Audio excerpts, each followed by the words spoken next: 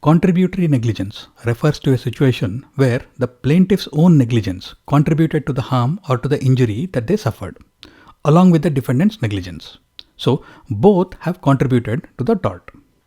For example, if a pedestrian crosses the road negligently and gets hit by a speeding car, the court may find that the pedestrian has also contributed to the accident through his own negligence, which means that the plaintiff, the pedestrian, is partially responsible and the driver who was speeding is also responsible. So the damages awarded to the pedestrian could be reduced due to their contributory negligence. A few points to remember about this defense are that this is a partial defense. It does not completely absolve the defendant, but can reduce the amount of damages. Then there is the last opportunity rule.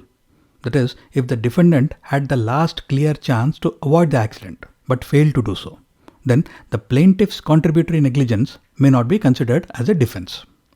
For example, if the driver of the car could somehow have avoided the accident but did not do so, then the pedestrian's negligence may not be a defense.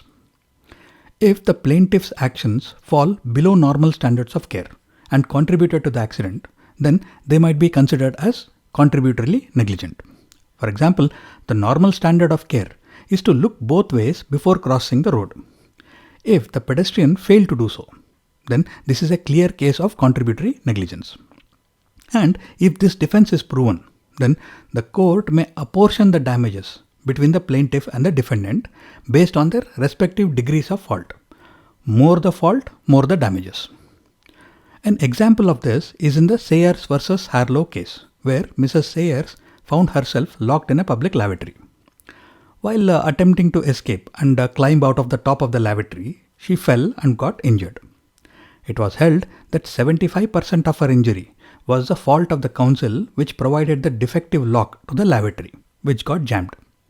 And 25% of the injury was her own fault for being somewhat careless while trying to escape.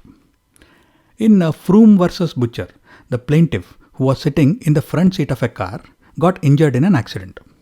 His damage claim was reduced by 25% because he was not wearing a seatbelt and thus contributed to the injuries that he had sustained.